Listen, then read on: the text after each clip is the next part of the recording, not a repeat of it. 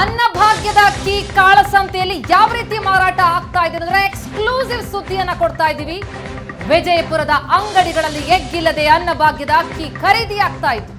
ಪ್ರತಿಷ್ಠಿತ LBS ಮಾರ್ಕೆಟ್ನಲ್ಲೇ ಬಿಂದಾಸ್ ಆಗಿ ಅಕ್ಕಿ ಖರೀದಿ ಆಗ್ತಾ ಇದೆ. ಯಾವ ಭಯ ಇಲ್ಲ.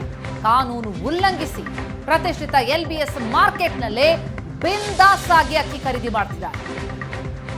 ಕಾನೂನು ಉಲ್ಲಂಘನೆ ಆಗ್ತಾ ಇದೆ, ಈ ರೀತಿ ಮಾರಾಟ ಮಾಡೋ ಹಾಗಿಲ್ಲ ಎನ್ನುವ ಅರಿವಿದ್ದು ಕೂಡ 50 ಕೆಜಿಯ ಚೀಲ ಇದ್ರೆ ಪ್ರತಿ ಕೆಜಿಗೆ 16 ರೂಪಾಯಿ ಫಿಕ್ಸ್ ಮಾಡ್ತಾರೆ. ಮೊದಲು 15 ರೂಪಾಯಿ ಅಂತ ಹೇಳಿ ಬಳಿಕ 16 ರೂಪಾಯಿಗೆ ಅಕ್ಕಿ ಖರೀದಿ ಮಾಡೋದಕ್ಕೆ ಮುಂದಾಗ್ತಾರೆ. 4-5 ಚೀಲದಷ್ಟು ಅಕ್ಕಿ ಇದೆ ಅಂತಂದಾಗ ರೇಟ್ ಏರಿಕೆ ಆಯಿತು. 15 ರೂಪಾಯಿ ಅಂತ ಹೇಳಿದವರು 16 ರೂಪಾಯಿಗೆ ನಂತರ ಖರೀದಿ ಮಾಡಿರುವಂಥದ್ದು.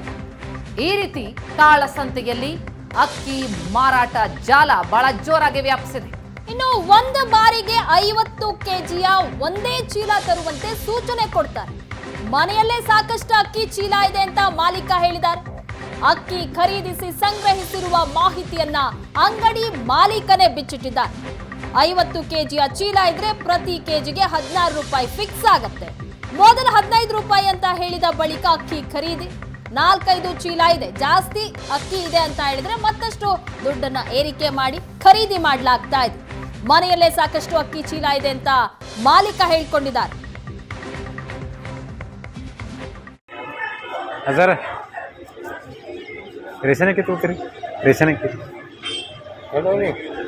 ಒಂದು ಕಟ ಐತ್ರಿ, ಹೆಂಗೆ ತಗೋತೀರಿ? 15 ಇರಂಗ್ರಿ. ಅವರ ತುಂಬ್ಕೊಳ್ಳೋ 16 ಅಂದ್ರಿ ಮಾನ್ಯ. ನೀವು ಹೇಳ್ರಿ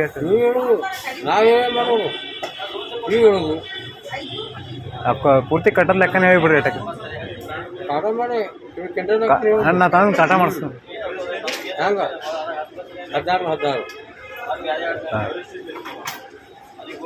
ಅದನ್ನ ಹಿಡಿತೀರಿ. ಈಗ ಅದಕ್ಕಿಂತ ಜಾಸ್ತಿ ತಂದ್ರೆ ರೀ ಇನ್ನೂ ಅದಾವ್ರಿ ಒಂದು 4-5 ಕಟ್ಟಾಕ. ಹಾಂ,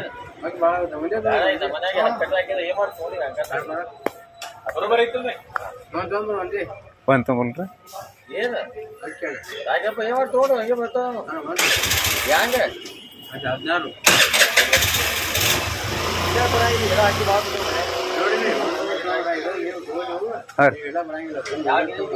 ಒಂದೊಂದು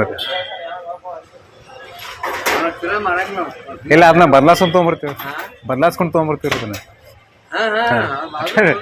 ಅದಕ್ಕೆ ಕೇಳ್ರಿ ನಿಮ್ದು.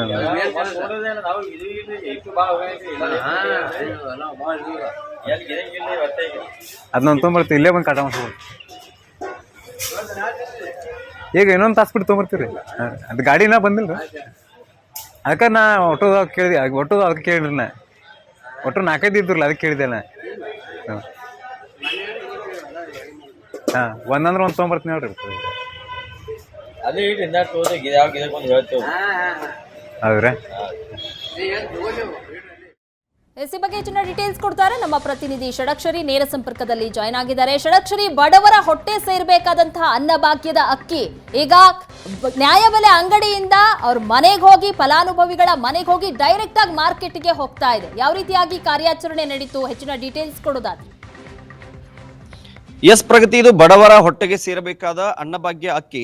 ಆದ್ರೆ ಇದು ಶ್ರೀಮಂತರಿಗೆ ಇಡ್ಲಿ ಮತ್ತೆ ದೋಸೆ ರೂಪದಲ್ಲಿ ಈಗ ಪೂರೈಕೆ ಅಂದ್ರೆ ಅವರ ಹೊಟ್ಟೆ ಸೇರ್ತಾ ಇದೆ.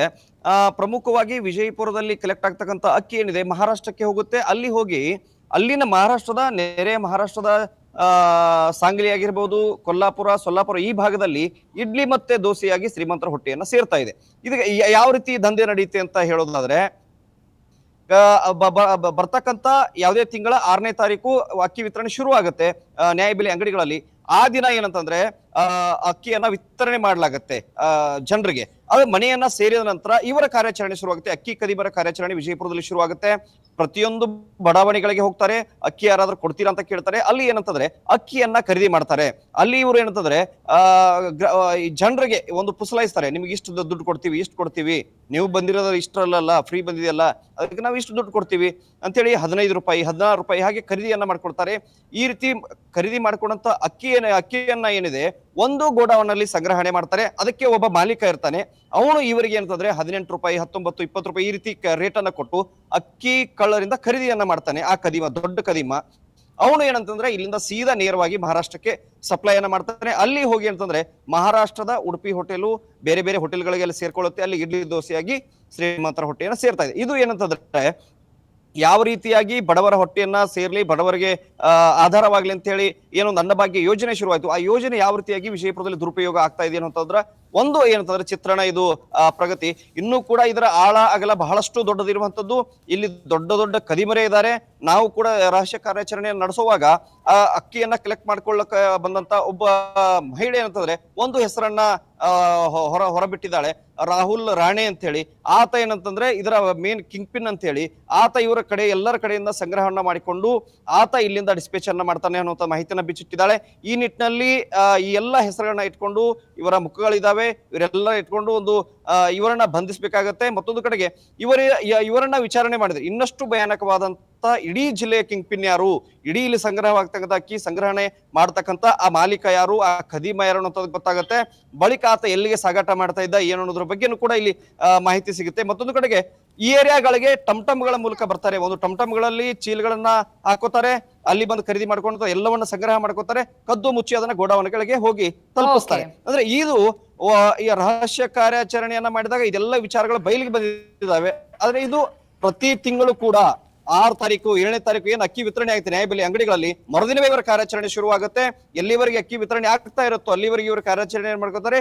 ಅಕ್ಕಿಯನ್ನ ಸಂಗ್ರಹಿಸಿ ಸಪ್ಲೈ ಮಾಡ್ತಕ್ಕಂಥ ಅಕ್ಕಿ ಕಳ್ಳ ದಂಧೆಯನ್ನು ಮಾಡ್ತಕ್ಕಂಥ ಕೆಲಸವನ್ನ ಕದಿಮರು ಶುರು ಇಟ್ಕೊಂಡಿದ್ದಾರೆ. Pragati, thank you so much Shadakshari ತಮ್ಮೆಲ್ಲ ಮಾಹಿತಿಗೆ. ಎಸ್, ಈ ಅನ್ನಭಾಗ್ಯದ ಅಕ್ಕಿ ಈ ರೀತಿ ಕಾಳಸಂತೆಯಲ್ಲಿ ಮಾರಾಟ ಮಾಡ್ತಾ ಇದೆ ಅನ್ನೋದನ್ನ ಸಂಪೂರ್ಣವಾಗಿ ರಹಸ್ಯ ಕಾರ್ಯಾಚರಣೆ ಮೂಲಕ ನಿಮ್ಮೆದುರಿಗಿಟ್ಟಿದ್ದೀವಿ.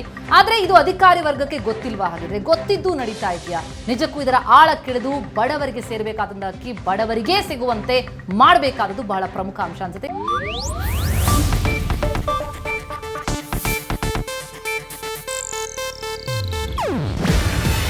ಇದು ಏಷ್ಯಾನೆಟ್ ನ್ಯೂಸ್ ನೆಟ್ವರ್ಕ್ ಪ್ರಸ್ತುತಿ. ನೀವು ನೋಡ್ತಿದ್ದೀರಾ ಏಷ್ಯಾನೆಟ್ ಸುವರ್ಣ ನ್ಯೂಸ್.